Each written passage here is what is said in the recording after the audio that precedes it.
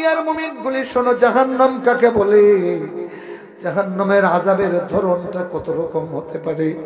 খুযুহু ফাগুল্লু সুম্মা ফি সিলসিলাতিন যারউহা ৭০ যিরাআন ফাসলুকু।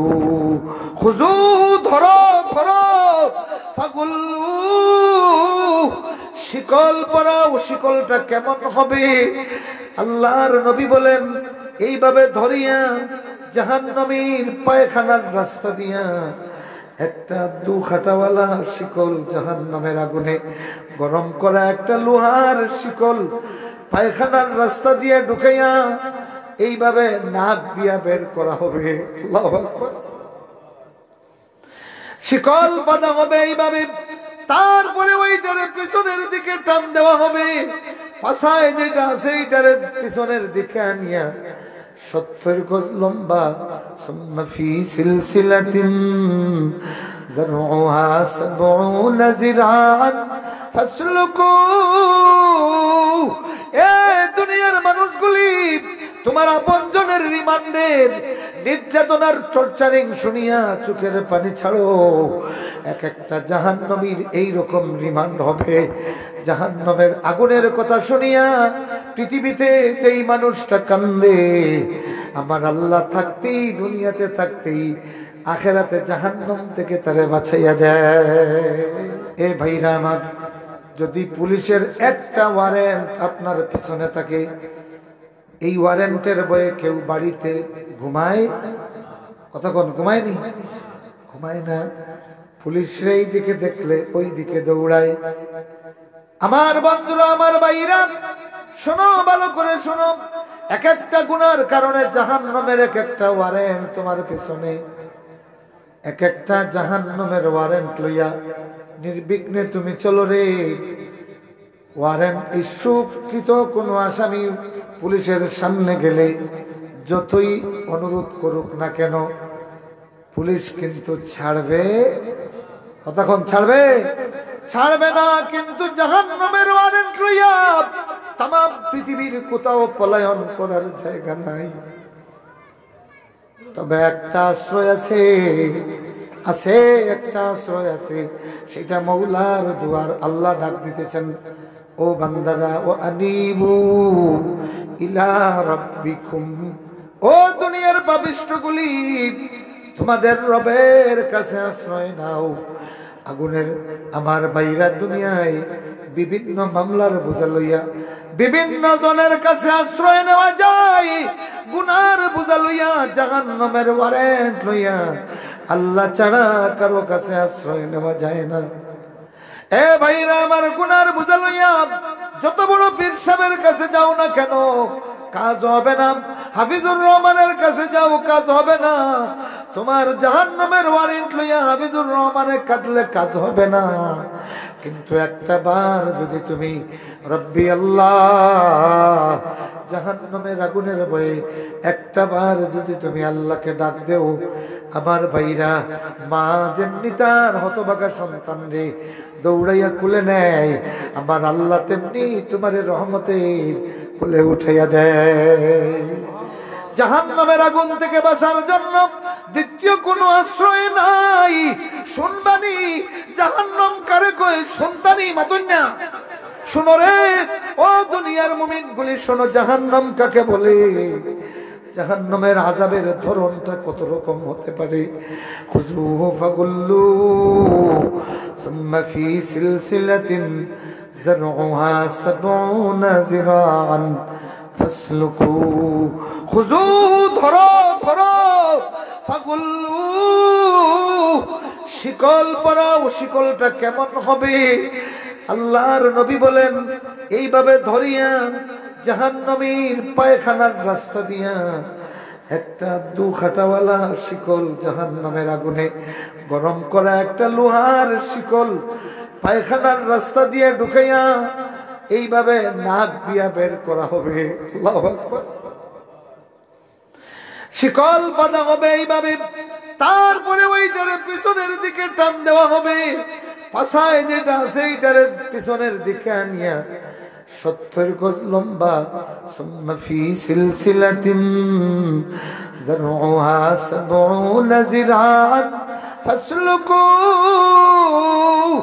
এ দুনিয়ার মানুষগুলি, তোমার আপনজনের রিমান্ডের নির্যাতনার টর্চারিং শুনিয়া চোখের পানি ছাড়ো।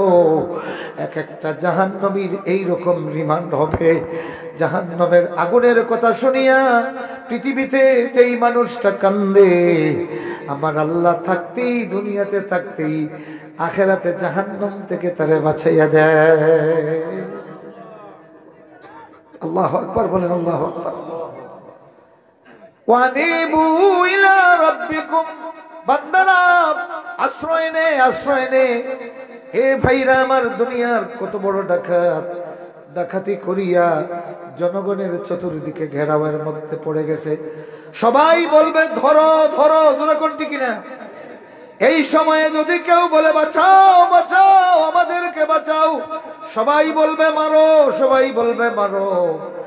আর জাহান্নামী গুনার বুঝাইয়াল বদলাইয়া যখন বাঁচাও বলে ডাক দেই, আমার আল্লাহ বান্দারে তার রহমতের খুলে জায়গা দেয়। সুবহানাল্লাহ।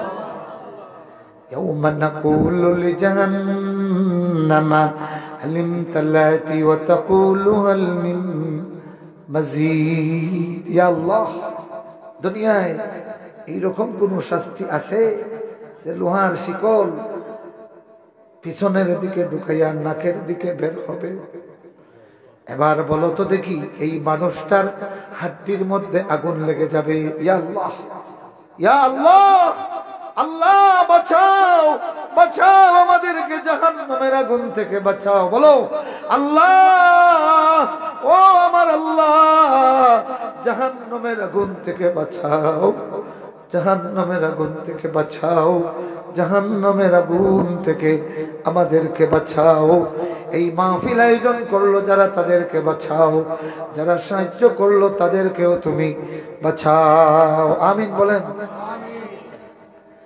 गर्च दुनिया में एलाई मैं सही बस यार की, फिर न कुछ तोहफा मला लायक तेरे दरबार की।